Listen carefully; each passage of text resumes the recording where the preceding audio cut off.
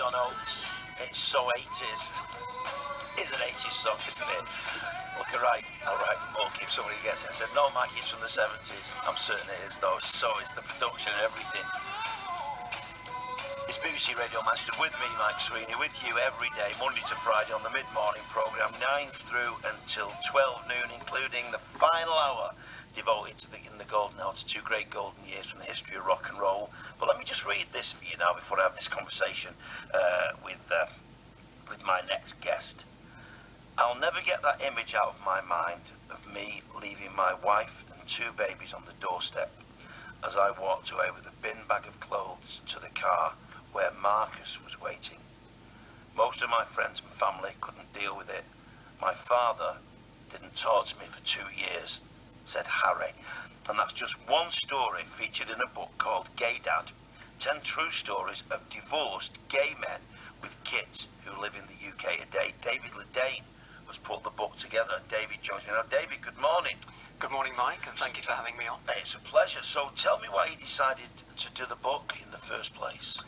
Well, I decided to write the book because when I was going through that process, a similar process to the quote that you made from Harry, but not, obviously not the same scenario, I found that there was nothing out there that I could look at or read or connect with that spoke to me as an ordinary dad who happened to be married and with kids, who was gay and going through that traumatic process of separating.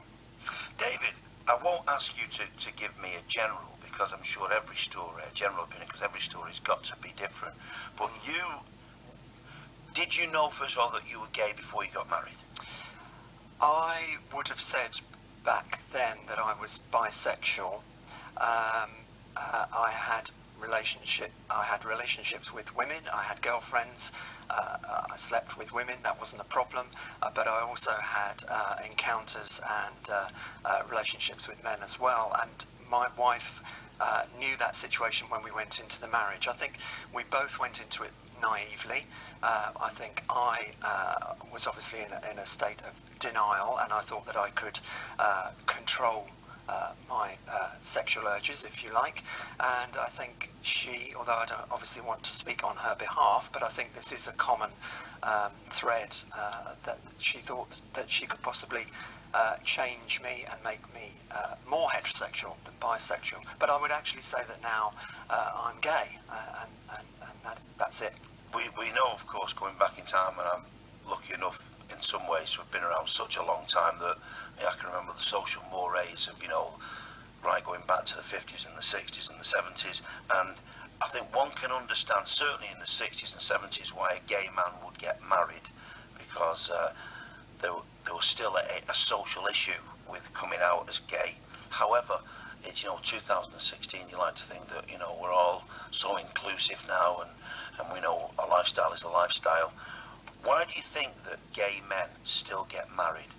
I think it's very easy to say that we live in a liberal society, and it's much easier to come out these days, and indeed it is. But it very much depends on where you live, your social circle, your peers, and the pressure is still on young people, to get married and have a family. But with all the cases of all these men and other individuals that I've interviewed and spoken to, they all married for absolutely the right reason, and that was because they fell in love. It just happened to be that the person that they fell in love with was a woman.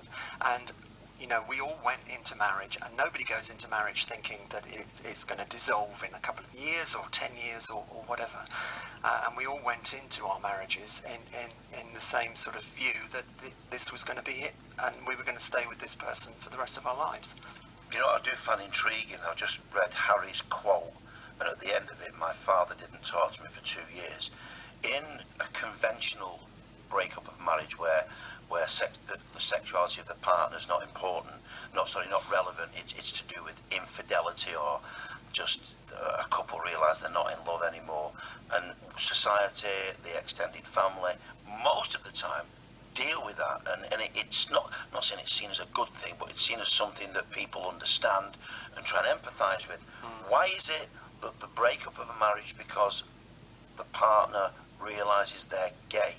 Why does that seem to cause such a rift in families to the extent that somebody won't talk to that individual for 2 years?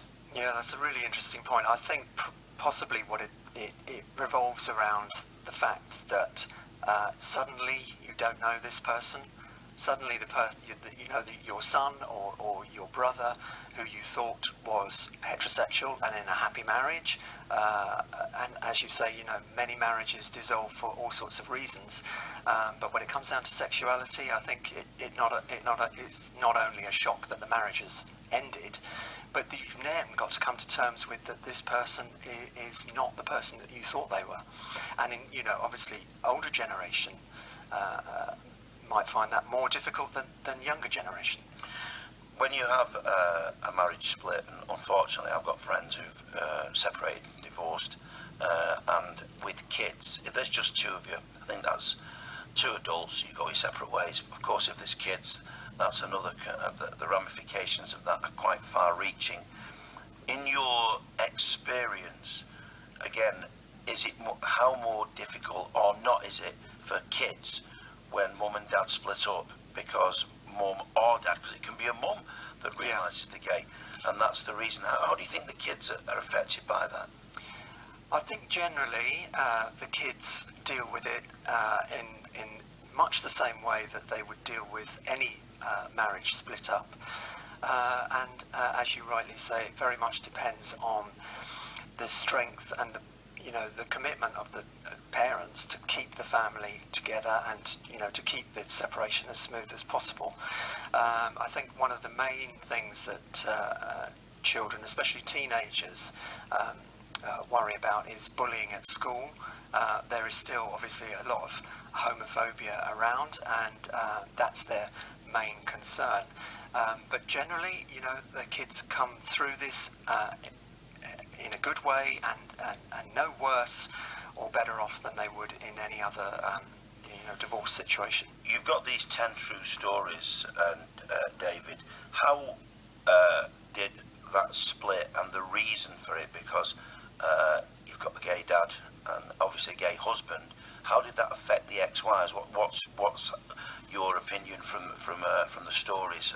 And obviously, I would think you'd have found out what happened with the wives. What did happen? Sure. I mean, some of the wives, found it very hard to deal with. Of course, it's to some of them it came out of the blue and was a complete shock. But I'm not writing on behalf of the wives. I'm not speaking on behalf of the wives. It would be really interesting, I think, to have a similar book with the wives' stories. But I do know that most of the men that I've interviewed and that are in the book, and they come from all different walks of life, all different backgrounds, they now have a very strong relationship, strong bond with their ex-wives. And I think most of us go into marriage, we're good friends with the person that we marry, and it's very difficult to suddenly not become friends, especially when there's kids involved. You have to be around. And are they happy, your 10 men? Yes, they are. It's a long process. It's not something that happens overnight. You don't get married and then 2 weeks later suddenly think, well, perhaps this is not for me. And the whole process of, coming out and coming to terms with the sexuality yourself, and then, separating and divorcing, it's a long, long process. And there is a lot of trauma, and some of the men sought counselling. But, in the end, there is a good message and a positive message. And I hope that people who get to read this book, Gay Dad, will get that message. You mentioned earlier that you feel that homophobia still exists, but with Manchester Pride this weekend, and I'm going to be marching there with the team from Radio Manchester. Excellent. Good. How do you think we view being gay in this country in 2016? I think it's, if you just think 10 years ago, or, before equal civil partnerships or marriage even, just 10 years ago, it's a completely different picture to what it is now. I think there are still steps to be made, still progress to be done, but, you know, I mean, when I was growing up in the 70s and 80s, it was just an impossible situation.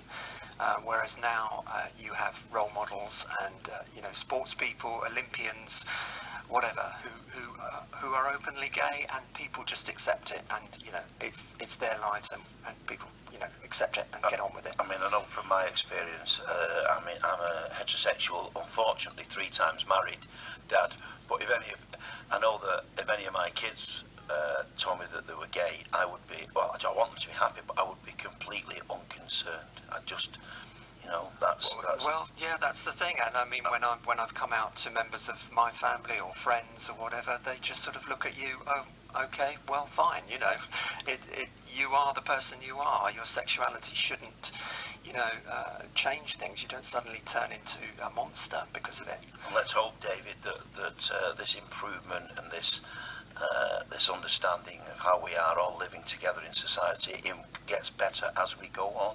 Absolutely. Great. Sorry, go on. I was going to say, have a good day at Pride at the weekend. We will do. Thank you very much. Possibly sore feet at the end of it. Gay Dad, 10 true stories of divorced gay men with kids living in the UK today. It's by David Ledain.